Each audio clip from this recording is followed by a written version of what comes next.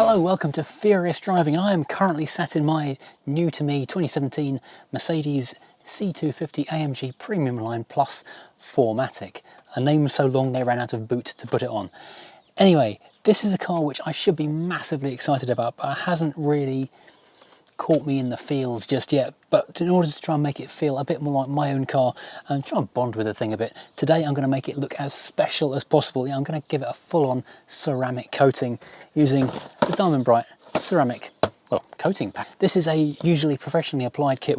It's an amazing thing. Unlike older paint protection packs, it doesn't need any top-up or maintenance. It's just there for life, and it will give a glass-like surface to the paint. It means that dirt can't bond to it, so the car will stay deeply shiny and deeply clean pretty much forever. I did the same thing on the Crown Victoria a little while ago, and that is so easy to keep clean. Even though it's huge, I can rinse it off and get it clean in a matter of minutes. But this car, I have no idea of the history of it. Touching the paint, it feels like it's probably not been clay barred ever in its life. We can do the whole process: snow foam, rinse, wash, clay bar. If it needs paint correction, we'll get the one finish out and the electric buzzy thing, do that malarkey, and then finally we'll go into the ceramic coating, make the thing, well, basically as nice as it can possibly be. So as you're no doubt aware, Diamondbrite is currently sponsoring the channel, which is fantastic because I've been using their stuff for a long time. All my cars on my driveway generally look pretty good because this is the stuff that I use to keep them looking clean. I'm a fan of theirs, so I'm really touched that they're a fan of mine enough to sponsor the channel. If you would like to keep your cars looking as good as I try to keep mine, with a full range of interior, exterior, tyre, plastic, glass dressings, then head down to the link in the description below and use the code FD10 where you'll get 10% off any purchases in the online store. Anyway, thank you Diamondbrite for supplying this, and thank you Diamondbrite for sponsoring the channel. Now let's get this car looking as good as possible. Maybe then I will start to bond with it. Although that would be easier if there wasn't a cup holder where the gear stick should be. Right, the first thing to do with this car is to get the disgusting smell of fags out of it. If you do smoke, please don't do it in your car. It makes it disgusting. If I hadn't just driven 3 hours to find this, I probably would have climbed in and climbed straight out again. So I'm going to use some Diamondbrite Total Release aircon sanitizer. So let's start up the engine. Aircon on recirc, AC on full, and blow it into the centre of the car. I've lifted the mats so the carpets underneath them get done as well. Walk away!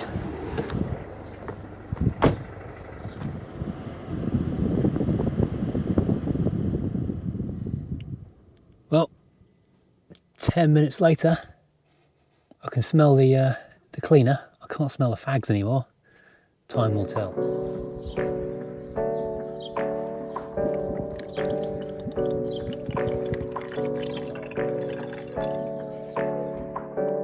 So we're starting with the ceramic snow foam, applying it to a dry car so it bonds to the dirt, lifts it away from the paintwork, and then when we rinse it off in a minute, the car will instantly be cleaner before we've even begun.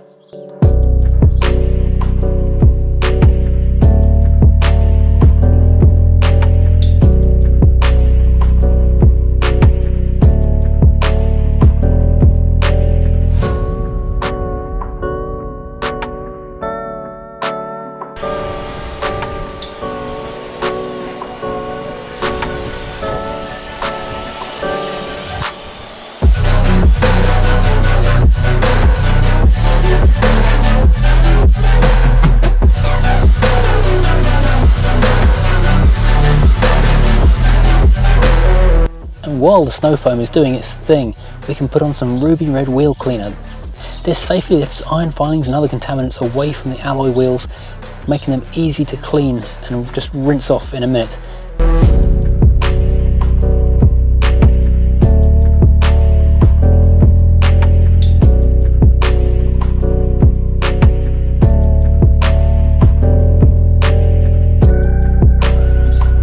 Instantly better. And of course we'll sponge these over at the next stage as well.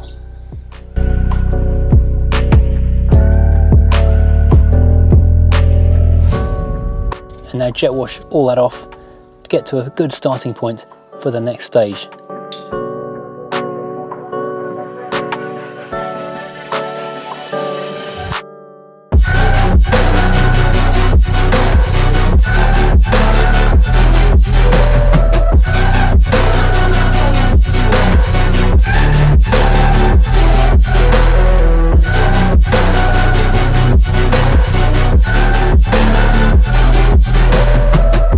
of course we are using 2 buckets as always. The dirt stays in the rinse bucket, the suds stay clean, and we're using ceramic shampoo, which, like the ceramic foam, leaves a tiny trace element of ceramic coating on the paint. So even if you're not fully ceramic coating a car, it does give you the benefit of ceramic at a slight level.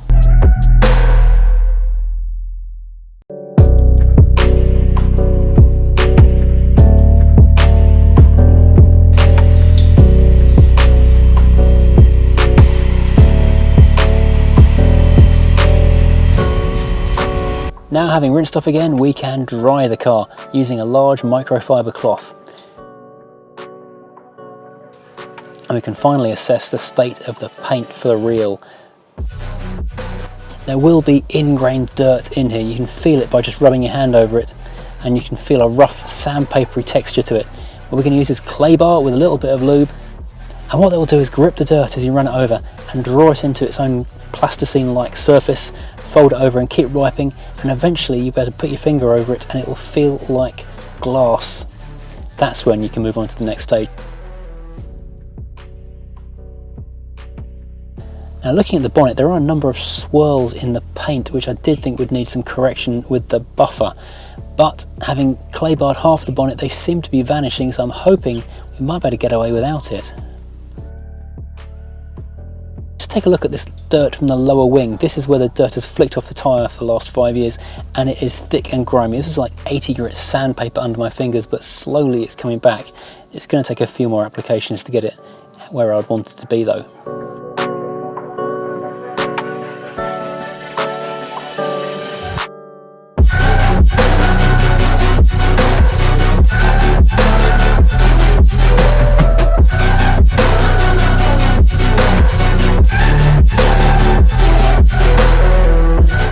Now I'm happy with this wing. All I have to do now is the entire rest of the car.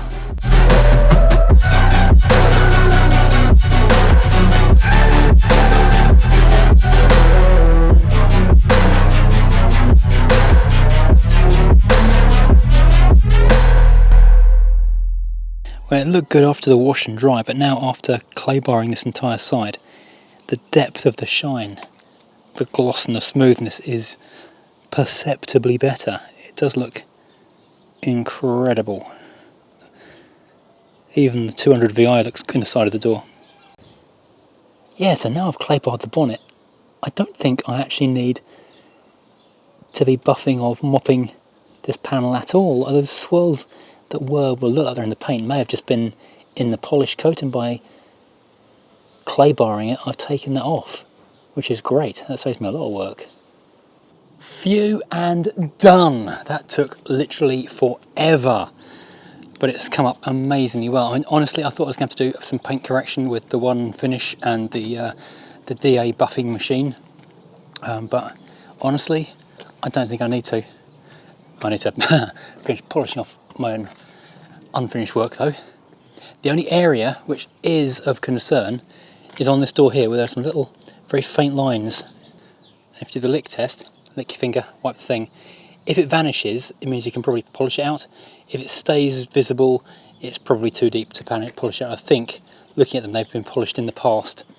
So I'm going to ignore them and just live with it. Suck it up, buttercup. But on the whole, for a 100,000 mile car, it looks incredible. This is one of the things I really like about Mercedes, is the quality of their paint. It is so deep and it's like a real hard finish that just lasts and lasts. Right, so there's one more thing I need to do though. There is this satin metal finish which has gone really cloudy and weird. Did the same thing on my old car, the 204, and apparently it's from when people have used TFR, traffic film remover, on the stuff, and then it just goes horrible. So I'm just going to mask the car up and buff it very slightly with some shiny metal chrome polish. Okay, so this is like special low-tack masking tape that I can then put into the groove under the satin metal finish to protect the paintwork. So now I've got this masked up to protect the paint, I'm going to get a little bit of chrome and metal polish. This is actually from the motorcycle range, bizarrely for some reason, on a very, very soft pad on the polisher, just on the edge. Oh my god, it's everywhere!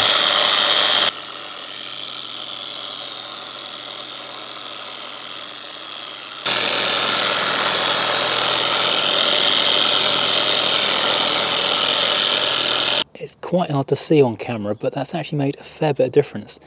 The back door here, for comparison, is quite dulled and fairly heavily mottled. Moving on to the driver's door though, it's actually a lot brighter and smoother. It looks a lot worse on these roof rails though. I mean, they look really quite horrible. Well, that did make a difference. It's not completely gone, there's some tarnish still there, but it is visibly different and better.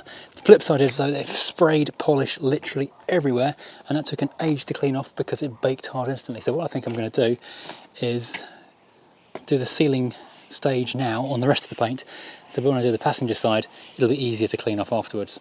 Come back to that another day. I've not even finished yet and already the birds are out in force. This is why I want to ceramic coat this thing. Now the ceramic coating, this is the piece of resistance. Pop that in there for a minute. Comes in two stages. First of all, a panel wipe, which you clean yet again, yet another coating of cleaning. Then you have the actual ceramic coating itself, which comes in a nice little bottle, like a matte finished glass bottle, quite a small amount there. And then you have the applicator pad, which obviously needs to be used to applicate it. It's quite a precise process. You have to get all the timings right and the temperatures right, and this is meant to be a professionally applied thing. I've had the training course, so I know what I'm doing, so hopefully this will go well. I did it on the Crown Vic, went well. I'll do it on this now, I'm sure it'll go well as well. So we'll do this one panel at a time, and you don't do it on a hot panel either. You need to do it on a cool panel that's not going to bake. Then we have our applicator pad. And this is the bit that actually matters. Make sure the timing is correct. So let's start the clock.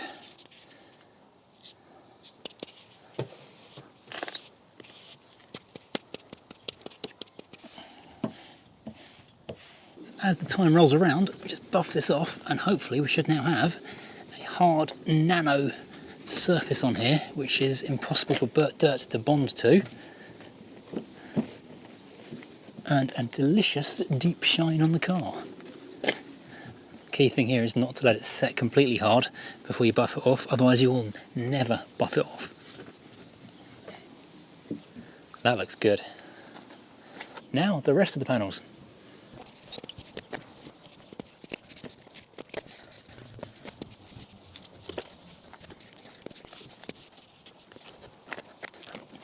So now I'm working multiple panels at once.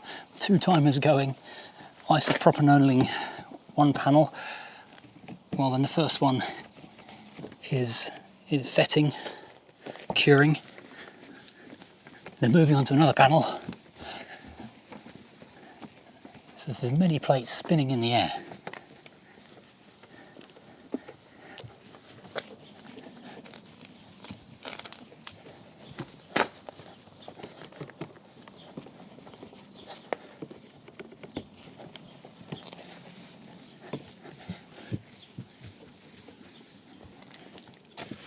Right, I've done everything apart from the roof now, even the bottom of the bumpers at the back and all the intricacies. And then you get into the little fiddly stuff like this now, where you've got to start doing the door shuts, the boot shuts, even the spokes of the wheels and the glass roof, which will be quite good though, because it means the glass roof will stay cleaner for longer. This stuff is quite incredible because it kind of fills in the top surface of everything. So there were quite a few scratches in the top of this bumper, and having now coated it, they've virtually disappeared. And when you put it on black plastic, it looks like it's just been treated with black plasticky stuff. So now the last bit, where you wish it was still the 1980s and you bought a car with 3 spokes on it. You don't have to do the wheels, it just means that they stay cleaner for longer because the brake disc dust doesn't stick to them.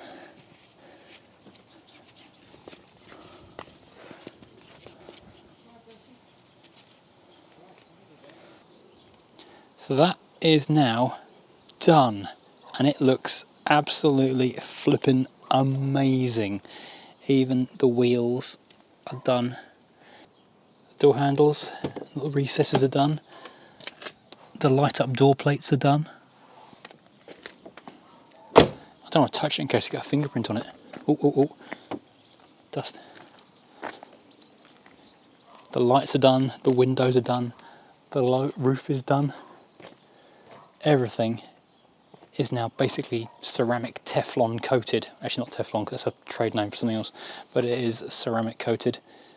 The dirt cannot stick to this car forever. Amazing. Since it's annoying me in other ways, it needs to be looking its very best for me to want to like it. And it does look really good now.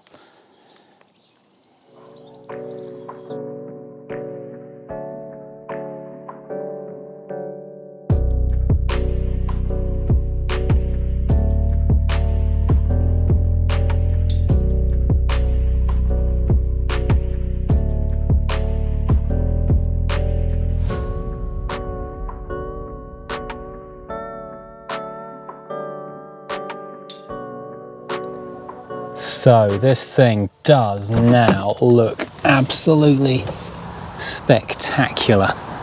Brought it down to a bigger car park to get a proper look at it. It is really quite impressive. Now this is something I do love about the car, is the way that it looks, and the Diamondbrite Ceramic has absolutely, I don't want to say transformed, but it's really brought itself out of itself. The depth of the gloss and the deepness of the paint is fantastic. It's like looking at like a fine piano or something. It really is quite impressive. So yeah, can't believe, just looking at it, that's a 100,000 mile car almost, 5 years old, and it just looks amazing. So yeah, am I happy with that? Yes, I am very happy with the way this thing looks.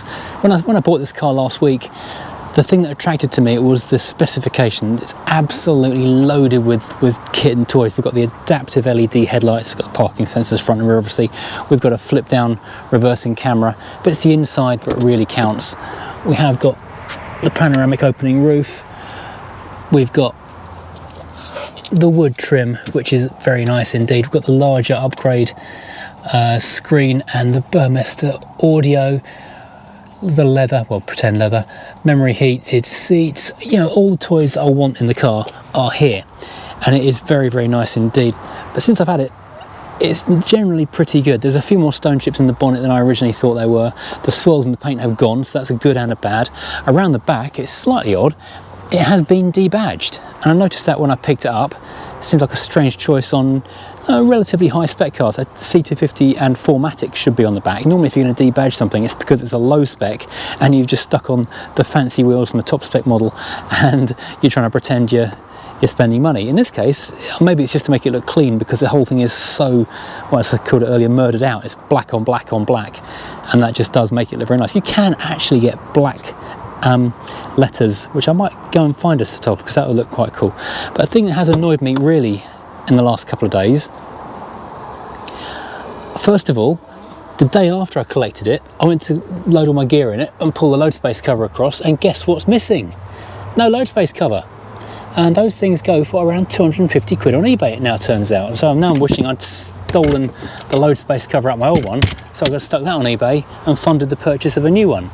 Secondly, looking under the boot floor, before I bought it, because I've never had a puncture that could be fitted or repaired with one of those silly inflatey kits, I looked on eBay to make sure there was a spare wheel available for this, and there were lots of W205 spare wheels, about 45 quid. However, this doesn't look like the right size or shape to take a spare wheel, and I've taken this whole cover out and it's not the right size or shape. And I've been down to the Mercedes dealership a couple of days ago, because this has got a thing called Mercedes Me on it, which is an app which links to your phone. It can tell you all sorts of stuff about what the car's doing, where it is, where it's been, log your journeys, that kind of stuff.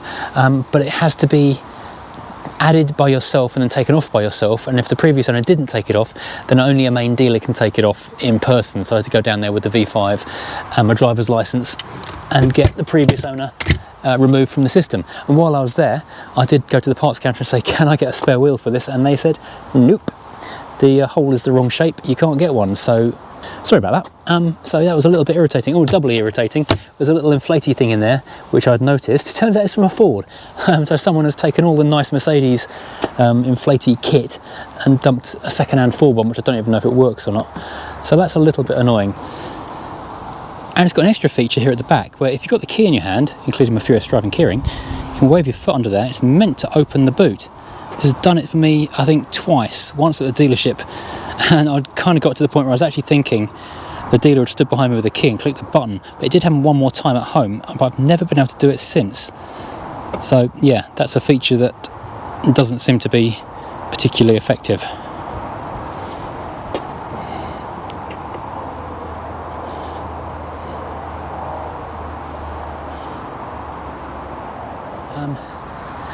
Question is, have I grown to love the automatic gearbox in the course of a week? It's just so constantly disappointing. Even on the way over to the car park right now, I was at a T-junction, someone flashed me out, I floored it, and as always, nothing happened. I was just sitting there going, thank you, that's nice, cheers for letting me out, maybe we'll go in a minute, and eventually it went. So that's just a whole kind of pulling away from junctions with a big delay. I hate that. It's got the modes, so stick it in eco mode to save fuel, means it dawdles up to kind of motorway speed, for example, and it's a bit laggy trying to pull onto gaps to get onto the motorway. So you stick it in sport mode, it accelerates rapidly through the gears, and then just sits there in one of the mid-range gears rather than going all the way into top, because it's still thinking you're going to just fly off even though you're already doing 70 or so. So you've got to go up and down through the Eco Comfort Sport, back again, just all the time to try and get the car into the right mode, which is just endlessly annoying, frankly. So I've not grown to love it, and it's not as relaxing as people say. Everyone says, oh, it's the best thing you'll ever do. Honestly, no, it's the worst thing I've ever done. And I've watched an episode of Love Island. Will I keep the car for any length of time, or will I just sell it straight away? Well, I did look at the dealer's website where I bought this car from, and my old car was on his website for a few days this week, and I spent a lot of time thinking to myself, can I give him a call and say, can we just swap back, and you give him my car back and the deposit back, and I'll give you this one back. And I thought, how much is he going to charge me? I've got no actual grounds for returning the car at all. It's perfect. So it's only if it's at the goodness of his heart he's going to take a massive hit in terms of tax and time. And car dealer's not going to do that. If I'm going to keep it though for any length of time, a couple of things do need to change. It's not got CarPlay in it, so I'm going to have to look at see if I can get a CarPlay adapter. You can get them. It's a box. You take out the entire dashboard, fit one of those in there. It's not a big deal. It's a couple £100 though, so yeah. And secondly, the ride height. Considering this is the AMG, this thing is on stilts. So I definitely need to look at getting some ride height sorted out. These have all got adaptive suspension, so I'm not going to change the shocks because that's where the adaptation level is. It's not got adaptable ride height though. It would be much better though if it was about 30mm lower, which IBAC, H&R, a couple other sort of quality spring manufacturers do lowering springs. Obviously it would give us a harder ride, but that's not necessarily a bad thing, because another thing I found with the car, it is compared especially to my old one, it's a bit leaden and heavy and a bit wallowy through the corners, even in sport mode. So tightening the suspension up wouldn't actually be a bad thing at all. In comfort mode it would be fine. In sport mode it would actually potentially be quite fun. Okay, that's a good thing. It's using a lot of fuel. It should be getting 50 to 60 mpg average. It's averaging 41 at the moment. Most journeys involving just town and country are in the 30s after the journey, looking at the mpg meter for that trip, which seems very low indeed. It is running on winter tyres all round, so that may have some bearing, but it shouldn't be 20 mpg bearing. I'm currently running on full listed tyre pressure, for that's 49 psi at the back, 39 at the front, and it's running on V-Power to clear the system out as of yesterday, so maybe a bit of a blast might clear things out. But I keep finding good things about it. I found it's got a media player in it, so I can upload music to its own internal hard drive. And yeah, I found how the adaptive headlights whizzle around corners. You don't need fog lights because they do that. Generally, it's a very, very good car. I'm just not enjoying the automatic to the point that I am willing to sell it after a fairly short time. But everything else about it is nice. The family likes it. Looks nice on the drive. Yeah, it's all good, really. But anyway, but there you go. That's me rambling and moaning about first world problems because it's a really nice car, and I'm just being miserable about the fact it doesn't drive as nicely as I'd hoped it would. But we've got family road trips planned for summer, so we'll give it a proper test on a family road test before too long, and then we'll make a decision after that. Right, thank you for watching, and hope you've enjoyed this adventure with the new car, which is, looks great. Maybe it'll grow on us a bit more as time goes on. Thank you to Diamondbrite for sponsoring this channel and also for making this video possible and making this car so much better. If I keep it, it'll keep it looking lovely for me. If I sell it, and obviously it's added to the resale value, having a ceramic coated car is definitely a selling point. So yes, like, subscribe, all the usual stuff I always ask you to do. Head over to the merch store if you're driving.co.uk, the Amazon store if you need to buy any tools and equipment and that kind of stuff, and to Diamondbrite if you need to go and wash your car and buy some stuff for that. And I'll see you again next time driving something or doing something completely different, I imagine.